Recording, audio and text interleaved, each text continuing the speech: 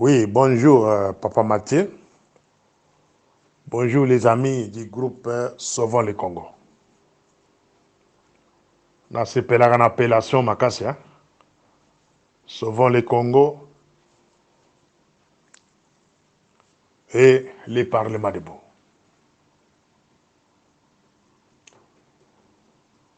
Soki tolingi tosala commentaire ou bien analyse, il y a rencontre, il y a mon cardinal à Bongo avec camarade Félix. C'est à moi que vous devez d'abord féliciter. Vous devez féliciter Morning Star parce que après ça, en matière, na ba obinu bobenga ba conseiller, ba obinu bobenga ba ministre intérieur, ils sont là. Ba itaka camarade Félix te. Ba koza ba mbongo ebele, bazali ko considérer bango, mais ils n'arrivent pas à améliorer leur intelligence. Voilà le problème. Il faudrait que Morning Star, Asala Makelele, dans les réseaux sociaux, asenga na camarade Félix, qui luka kimia na mutu nyonso. Bongisa na église catholique. Tomona président mokote na mboka wana, banda na première république, deuxième république, troisième république, na ye quatrième république, abunda na église catholique pe à Longwa. Tomona yete. J'avais répété ça plusieurs fois dans mes audios. Je pense que Komela yé. Je pense que Komela batu oyo, bavandaka, a un bureau na 11h, 13h à l'hôtel na mwasi. Baza na temps concevoir ba matière te ba idée te pona koide mokonzi mboka pour que mboka etambula. Oyoki papa Mathieu. Nakolakisa bino eloko moko oyo ekopesa bino réflexion. Et peut-être le langage beaucoup tenir dans le groupe éco disparaître. Vous prétendez de connaître camarade Félix plus que moi. Vous prétendez de connaître lui de Perse plus que moi. Mais moi, je vais vous dire que bino nyosa vous bino nyosa Félix te. Naba conseil na nyosa no ce qui 1000 conseillers. Naba militant il y a IDPS. La majorité ba yeba Félix te.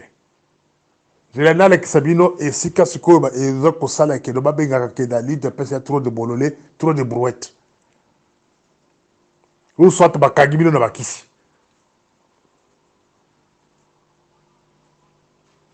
Tozali le 30 décembre 2018. Camarade Félix alobela bino que Banda Lelo ne considérez pas Kabila comme votre ennemi. Plutôt il devient partenaire politique. Bino nyonso bokotisi mikila. Bobosala mabe nyonso Kabila sala. Bobosala ba accusation nyonso bopesa Kabila. Comme un assassin, terroriste, aboma 10 millions de gens, Rwandais, de ceci, zongise na Rwanda. Bobosala biloko nyonso na. Pourquoi? Parce que camarade Félix a lobby. Le monde entier va mon abino babololé. Kagame aye na mboka wana. Na ebembe ya héros national. Kagame aye na mboka wana. Na na bengisa ye camarade Félix. Bo betela ye maboko na kati ya stade. N'est-ce pas? FCC cache. C'est-à-dire bato Kabila, na bato Tshisekedi, na bato Kamere Basangana. To benga FCC cache. Bo betela o maboko. Bo sepeli. Mokolo bapanzi yango par camarade Félix, bo beti sou maboko.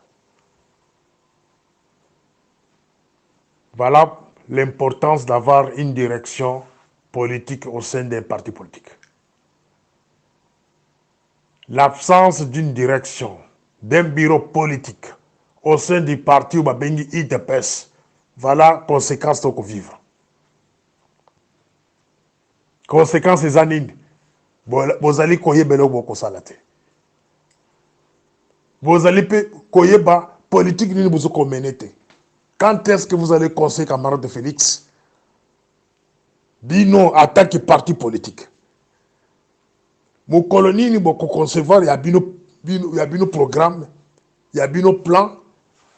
Bon là qui sait que nous voilà la direction que vous devez suivre pour diriger le Congo. Mon colonie. Vous allez n'attendre en athée. Maintenant, c'est camarade de Félix qui vous dirige avec sa pensée naïmo personnelle. Soit la mouki na tongo, albi ki no bino nyonso boba na kota la moi, bino nyonso botele mbokota la moi. Soit ka telemi albi ki no bino nyonso, boke no miboka na fleuve, bino nyonso na fleuve. Cela veut dire vous êtes un peuple, même bateau baza na kati ya ba pays ya mike le kolo ba Malawi ba ko monomino ba bololé. Peuple moko ayebi loko ko salate. Bomoni quelque peu on a tangili bino. Ya bomoni que moi c'est aye moko camarade de Félix à se rendre compte qu'il a affaire au bololé, au bibombaf parmi les intellectuels congolais. Madame Nyakero, je te félicite. Coup de chapeau aux amois. Cette dame-là a la qualité mon côté. En dehors d'être la femme d'un chef de l'État. Mais AG ya aner à Bangakaye. Commandant ya garde républicaine à Bangakaye. Toutes les autorités ya aner à Bangakaye. Armée à Bangakaye. En dehors de respecter ya attaqué moi ça me cause moi comme Bangakaye. Pourquoi c'est elle qui dirige ces gens-là? Bon mon a plus d'armes na Kananga. La manifestation plus d'armes, c'est pour vous montrer qu'elle a le courage. Il y a diriger ba bololé ba bibumbaf ba tuboko boy ba be wa baso banani ba kenda ba classe me ba yelete o ba be na chiluwa biluwa ba to ba chanan a trouver ba tona ba bibumbaf dans un pays qui a des gens soit disant ba intellectuels ba kenda ba classe me ba yelete il y a un moment son a eu courage à diriger bino. Vous comprenez nga? Il n'y a pas longtemps, 2 ou 3 jours passés, vous savez, sur ma réseaux sociaux, oh, Asimbi, ma lettre, ma lettre diplomatique, et boy, oh. Mais, ce qu'officier ordonnance, Aza peut bololé, Aza bumbaf, Bazo ko pese musala, et pas moutoaza, habilité ko pese musala en athée, à quoi qu'on note. Pourquoi? Parce que vous ne savez pas ce que vous êtes. Voyez bien, côté. Vous ne savez pas. La coquille qu'on posait une question. Est-ce que ce monsieur-là, de procureur de cassation là, il peut avoir encore l'audace d'aller chercher un bon là où il est? Donc, on ne sait qu'il y a une toilette. Le papier, on va utiliser un papier hygiénique. Il ne le fera plus. La voie choisie par camarade de Félix, c'est ce qui a été prévu qui est Salem. À qui j'avais déclenché une guerre avec l'église catholique. C'est la seule voie bateau balingi ba aider bangwana. Bateau ba ko vendre ce ba parti nyonso na moko en conflit, ba trouver solution c'est l'église catholique. Donc ce n'était pas bien pour camarade de Félix Abada Bitumana Batwana. Na début à audio na l'expliquer que non, vous n'avez pas une direction politique pour diriger les partis et proposer des solutions et comment gérer le Congo. Vous avez laissé tout entre les mains des camarades de Félix. Maintenant, bateau va comment diriger, mais non, bateau bazar na tourage naï. Natani Mwansi naï. C'est elle qui est presque en tout. Bako banga est presque n'a pas service, donc cela veut dire que service même en air, ça a soutien. Armée, n'en parlons même pas. Donc, décision qu'ils ont quelque part dans nos mots, entre autres, la femme de Félix est dedans. C'est par manque des hommes intellectuels. Quand il y a Abongo et la question que nous n'avons pas des intellectuels dans ce pays-là. Vous avez alimenté des histoires ici dans les réseaux sociaux. Ah bongo, bakangaye, 50 ans de prison, très, à Kekuyo, Kanana, rebelle. Monsieur, Boyibi Makambo Kolobate, Boyibi peut Félix. Il faut nous poser nous des questions, nous on va vous répondre. La Tangele Bino Kabila, Bo Chanta comme Kilona Mobimba, Kabila Ndoki, Kabila censé Rwandais, Azonge Panabango. Mais Eriemo Félix a télé lobby, Bo Benge partenaire, Bino Nyos Benge partenaire. Kagame, Grand Lucifer, il y a Afrique, Abomi 15 millions. Il y a des Congolais avec RCD Goma, avec Afdel. Aïe na stade, Boimbiliek. Yonani, Oboya Kagame, Yonani. Est-ce que vous êtes un peuple, Bino? Vous êtes un peuple. Vous êtes un peuple état.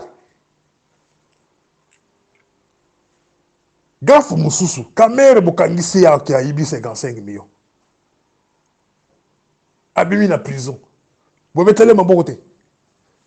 Il n'est pas proche à Camarade de Félix jusqu'aujourd'hui. Aujourd'hui, qui est le partout il y a parlement.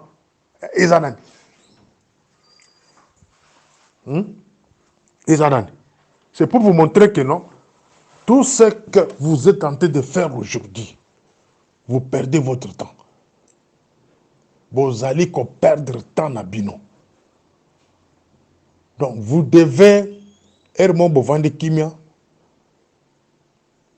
vous avez une cima. Vous avez une direction politique, il y a parti Zawapi. Où est la direction politique qui a parti à IDPS, Ezali Wapi? Pour la copie, c'est le conseil de la Camarade de Félix. Le procureur général, il y a cour à cassation, à l'ancien mandat, ou bien à Fomino Babengi, information judiciaire, contre quelqu'un, un citoyen du pays. Mais cette procédure-là, on a maï. Pourquoi? Parce que Bobangaki.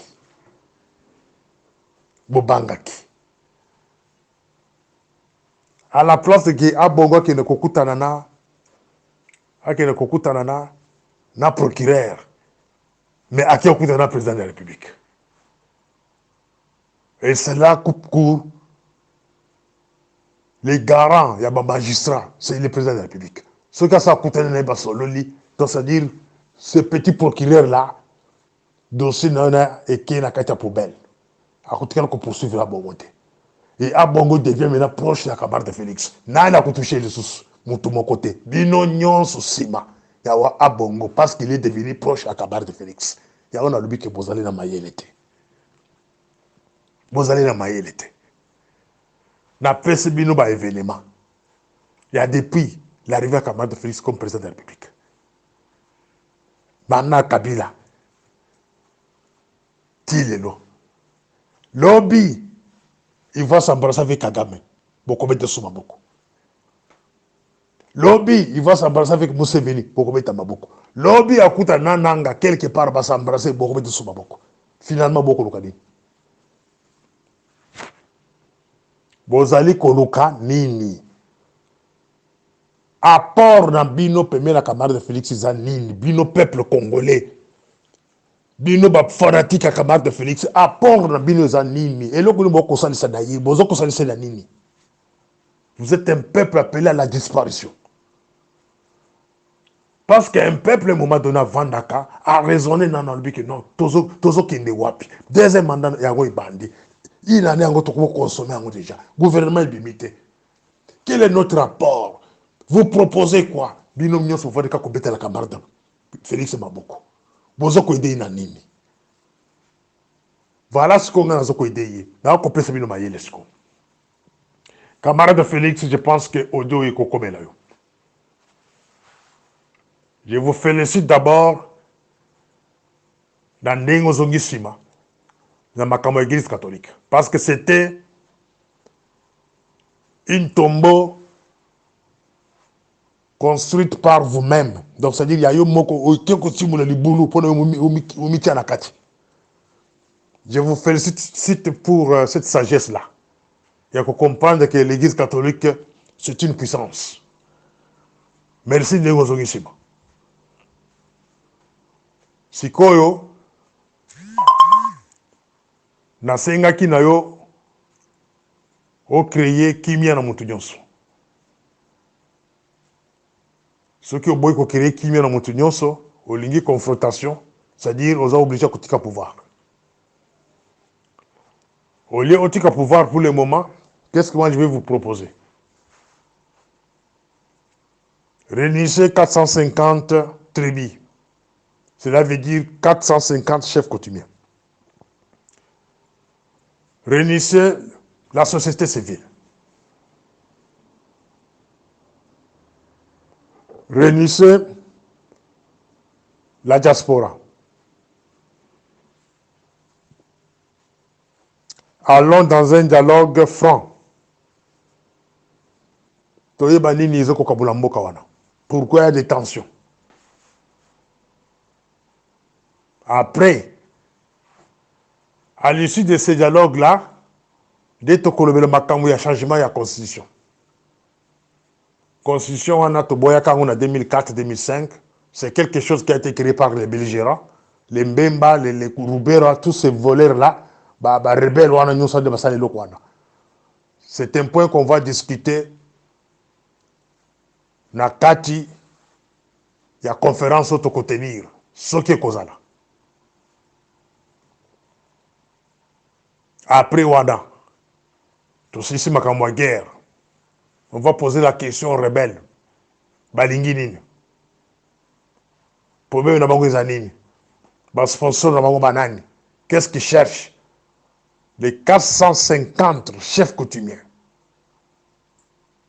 la société civile, et sous la direction de l'Église catholique, j'insiste encore, c'est l'Église catholique qui peut conduire ça. Et nous aurons la solution. Tika kolanda ba flatter, ba miibi, ba to ba se ba ibi mbongo, ba telesi bilongi, ba zala ba commission ba libanais, ba indien, ba zo kozo ba minerai mboka na biso na ba papaya.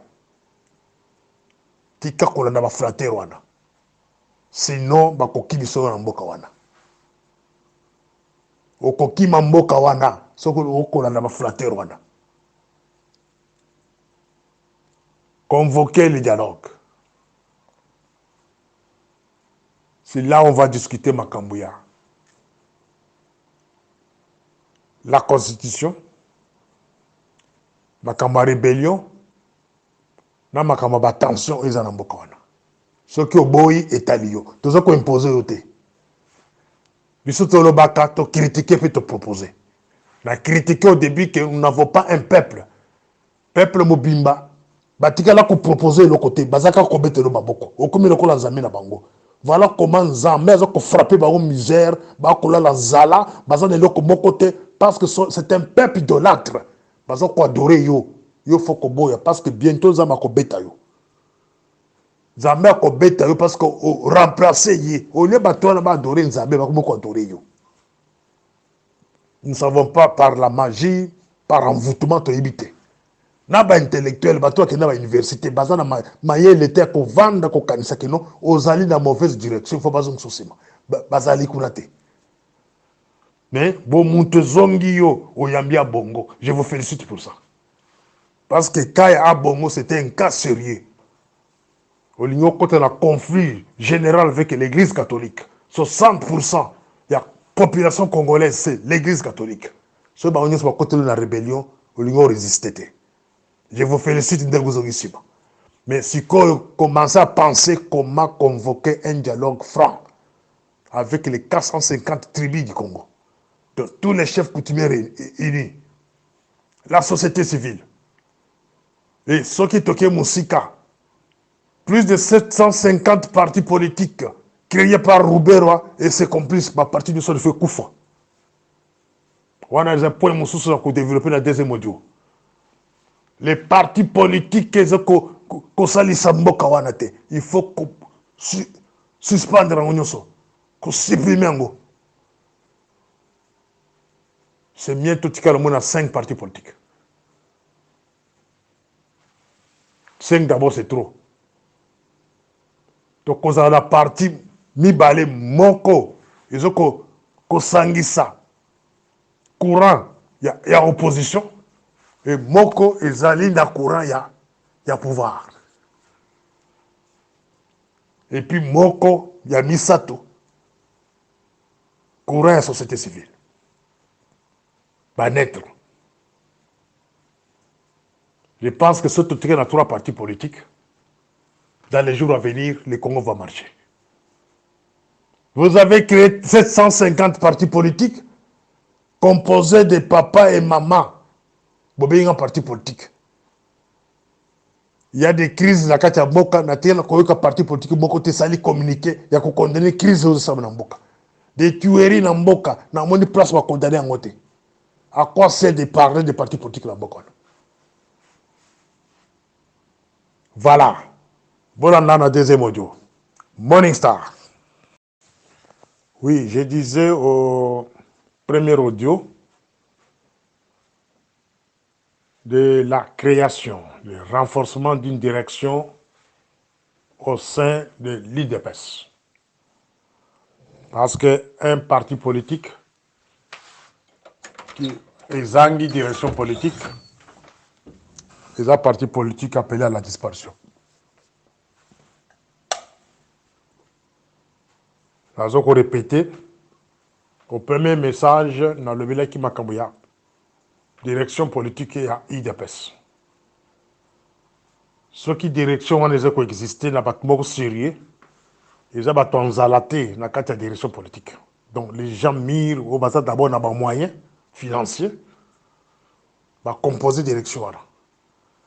Direction de Wana, il faut dire que dans les lokola, tout basala kala, ministre, PDG, anciens généraux, colonels, Tomayele, les anciens députés, de basala dans les moyens, dans les comptes, Yambongo, mandiante, tout batamboulaka ba moto te, tout batamboulaka makolo te na ba chemin na maboko, mitoki, bazo bipanso mitoki na kati ya balabala kumela mai na basache, non. Donc une direction politique ya batu. O bazali soki balimba le camarade Félix, bazo kolobele façon na kolobela, ba ko banga ite. Ba ko zo lokola camarade. Pas des idolâtres au sein de la direction politique, non. On a la première proposition, la piste, la première audio. Il nous faut une direction politique forte. Oh, il faut qu'on s'en la face. La présidente de la République.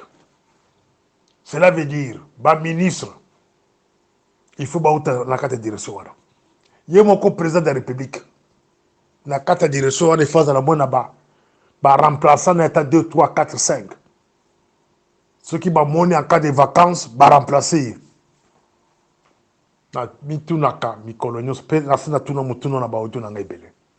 Chers membres de l'IDPS, Liwa les apongi, Liwa ils anzela bisonyoso. Zoto o ibelaka. Un jour, camarade de Félix, à la mouki boya beti libako, akoi, il faut l'amener à l'hôpital, une opération, à ça la 6 mois de la carte hôpital. Nana qu'on a placé au sein du parti. Nani a qu'on remplacé. Question de tout le monde. Donc, pour Nabino, Félix ou rien. Donc, ce qui est azalité, beaucoup peut disparaître. Voilà conception à idolâtre. Conception à bâton zama au côté la bino boy. Moyen à aider bino azalité. Parce que vous êtes des idolâtres. Il y a on a le Belaki, la première audio, une direction forte, une direction politique au sein du parti, et koki kobanda kosala kozoba décision pour un pays. Mais à l'absence de cette direction-là, ça montre que non, le pays n'est pas géré. Et le président de la République aujourd'hui, hier, je vous ai parlé dans un audio, il n'a pas qualité d'engager même les partis, même de donner des injonctions. Il est président d'un parti politique, oui, qui a été élu par les membres du parti, va présenter le corps à candidat. Il y a parti Wana, les lois au sommet. Il n'a pas cette autorisation-là de nous diriger le parti. Donc, tout cas, il y a une parenthèse. Dossier où nous avons développé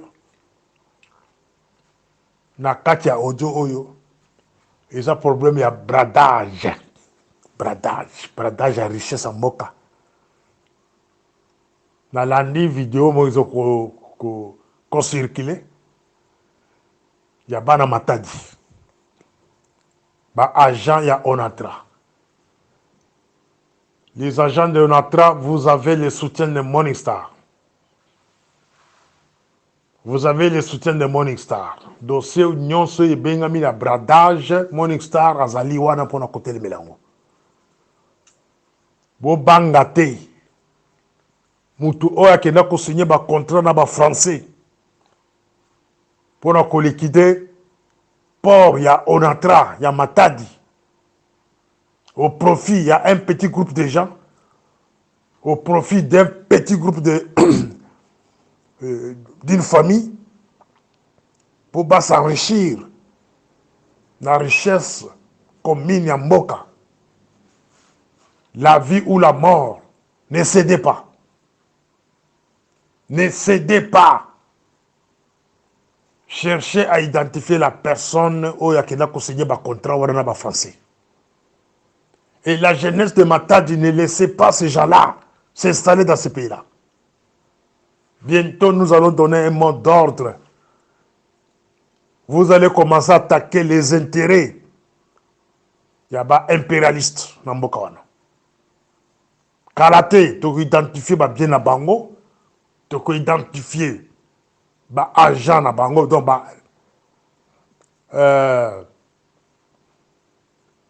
chaîne domestique na bango ba ça na Mboka wana. Nous allons identifier la richesse à on a intérêt à Bango et on va demander à la population de s'en occuper. Pas maintenant. Nous faisons un travail d'identification. Et vous savez pourquoi Mindele Bako Sakarabino? C'est parce que Bakoya, vous êtes 10 dans une famille, basée 3 personnes, alimenter Bango, payer moyen, et Bakomi Kunzabino. Et bino 7 ans na motikele bovandi nye mboko lo bate. Mais ceux qui va prendre 3 personnes à famille na bino. Ou na quartier na bino. Ba lui qui va tande ba ko ba konza na bino. Et puis ba tande ba ko copier mboka na ba minde le sika moko. Un matin ba kuti bibembe ya baton na balabala. Je ne pense pas ba ko yele sous. Ici en Afrique du Sud, vous ne verrez jamais un noir comploté avec l'ennemi de ce pays.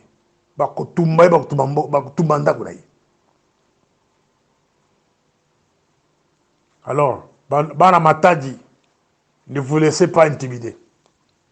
Pour Wana, Moutakeda ko signé contrat na français il y a 25 ans.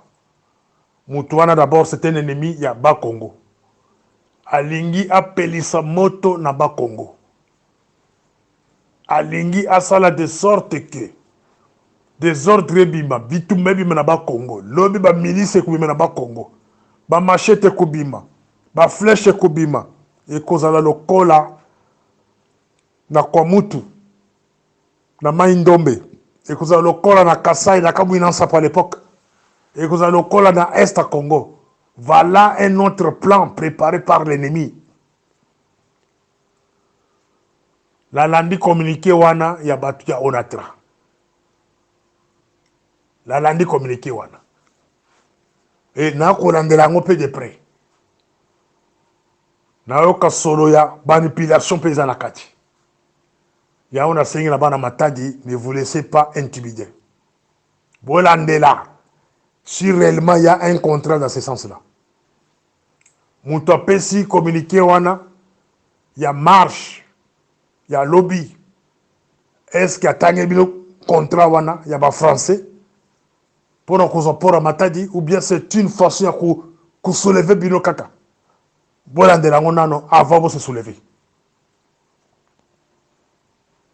Parce que Rwanda azana maile makasi ya ko manipuler kama autorité na bino. Bolandela bala que c'est bino contrat wana. Il y a des français. Bolande la banane baza la base à contrat wana. Bo s'occuper na batuana. Pour le moment, soyez vigilants. Qu'est-ce qu'ils cherchent? Balingi désordre là-bas Congo. Bas côté c'est la milice. Bas côté c'est la sécurité. Bas Congo c'est l'endroit où ils ont coupé ça. Biloko Kolia. Même na Kinshasa. Balingi banda bitumba kuna ndenge basali na kwa mutu. Zela bandu de combien d'insécurité. La même chose balingi basali na zela ba Congo. Bozala vigilant. Un autre point, c'est au conseiller de la présidence. Botika ko brader richesse en Mboka.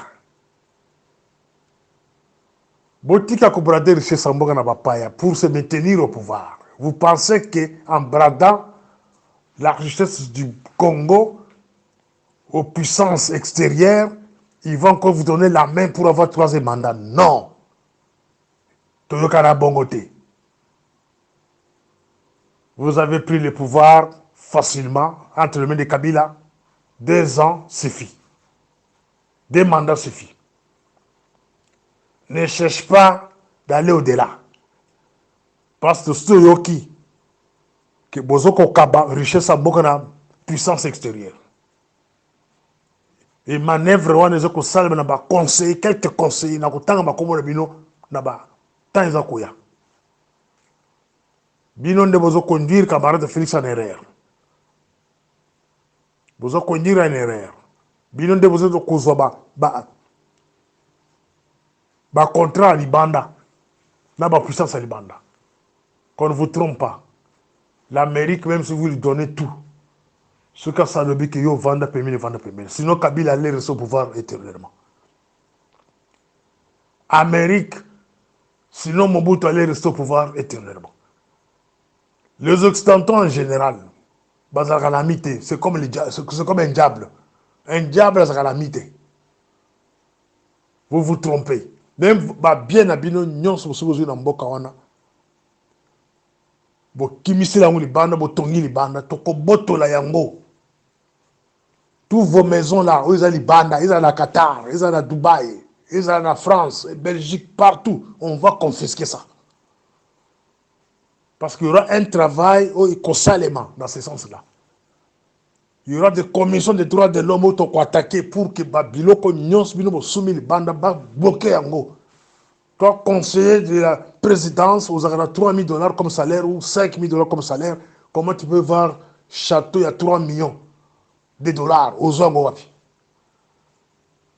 Aux Zongo Wapi. Vous avez un valeur à $1,500,000 en dehors du Congo. Aux Zongo Wapi. Vous salez au sein d'un Moka, pour pas payer Moka. Les biens pareils, il faut qu'on il faut confisquer. Pour l'avenir, il y a jeunesse sur les Okoya. C'est un travail qu'on va focusser yango.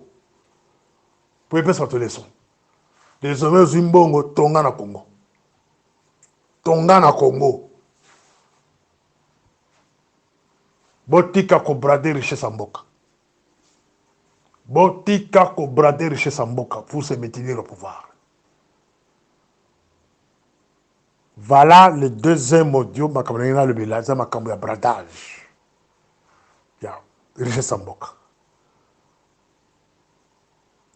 Morning Star.